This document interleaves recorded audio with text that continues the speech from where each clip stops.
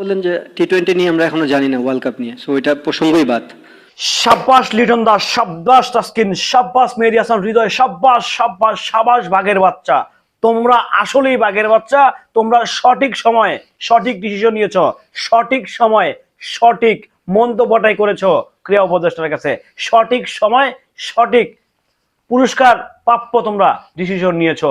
তোমরা আগে বাংলাদেশের মান সম্মানের কথা ভেবেছো, তোমরা আগে দেশের ইমেজের কথা ভেবেছো। তোমাদেরকে সেলুট ভাই, তোমাদেরকে সত্যিই সেলুট, মন থেকে সেলুট। রীতিমতো ক্রীড়া উপদেষ্টাকে সাফ জানিয়ে দিয়েছে ক্রিকেটাররা, আগে বাংলাদেশ তারপরে খেলা, আগে বাংলাদেশের সম্মান তারপরে ক্রিকেট।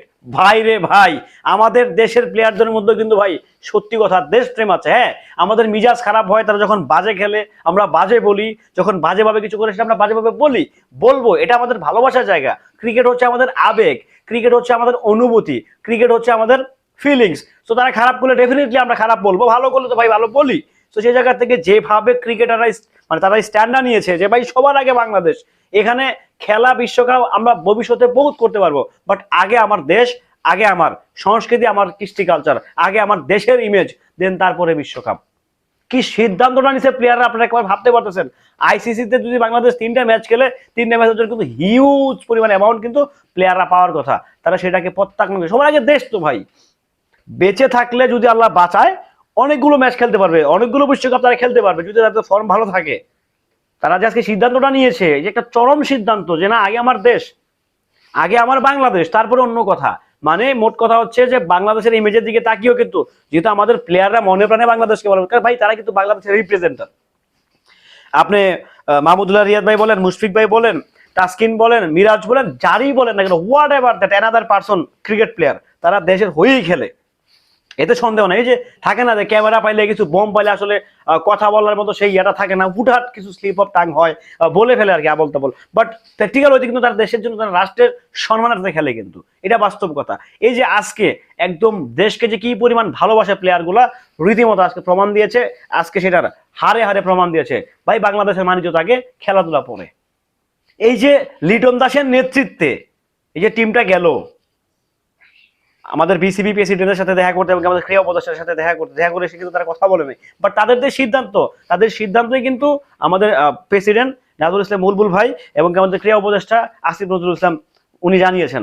সো এই যে ক্রিকেটাররা যে একত্রিত হয়েছে, দরকার নেই আমরা একটা ওয়ার্ল্ড কাপ না খেলে কি হবে ভাই, আমরা তো বহু ওয়ার্ল্ড কাপ খেলতে পারবো সামনে, বাট আমরা আগে আমাদের দেশের ইমেজটাকে রক্ষা করি। আর ইমেজটা রক্ষা করার দায়িত্ব কিন্তু আমার, আপনার, প্রত্যেকটা ক্রিকেটারের, প্রত্যেকটা মানুষের, বাংলাদেশের প্রত্যেকটা নাগরিকেরই কিন্তু দায়িত্ব ইমেজ, দেশের ইমেজটাকে আগে রক্ষা করতে হবে।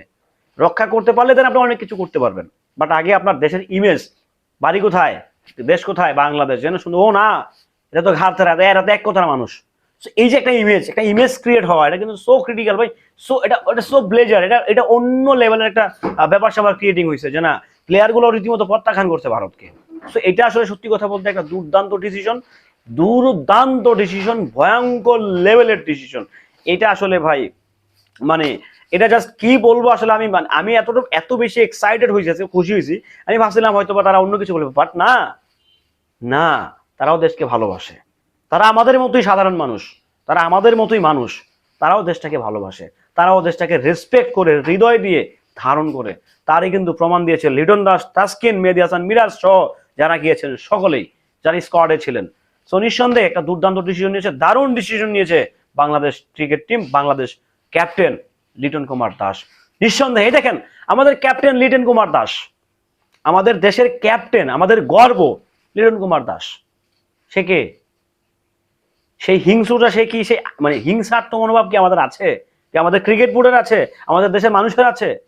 আমাদের গর্ব ক্যাপ্টেন লিটন কুমার দাস, আমাদের গর্ব। আমাদের যদি বাংলাদেশের যদি সেই হিংস্রটাই থাকতো, তাহলে কি সে ক্যাপ্টেন্সি করতে পারতো? বলেন তো ভাই, এটা গুরুত্বপূর্ণ দায়িত্ব। বাট লিটন কুমার দাস কিন্তু আমাদের দেশের গর্ব, আমাদের জাতীয় দলের captain. This is simple. So আমরা উগ্রতা ছড়াই না, বাংলাদেশিরা কখনোই উগ্রতা ছড়ায় না। উগ্রতা কারা ছড়ায়, কারা এগুলো বাড়ায়, নিশ্চয় সেটা মানে বললাম না, আসলে বলতে চাই না, বলার দরকার নেই। উগ্রতা সকল দেশেই এই উগ্রবাদী কিছু কুলাঙ্গার আছে, সকল পৃথিবীর প্রত্যেকটা দেশেই উগ্রবাদী কুলাঙ্গার গুলো থাকে, বাট এরা ধর্মীয় কোনো উগ্রবাদী হতে পারে না। ধর্ম কখনোই কাউকে উগ্রবাদী শেখায় না। ভালো থাকবেন। সুস্থ থাকবেন। আল্লাহ হাফেজ।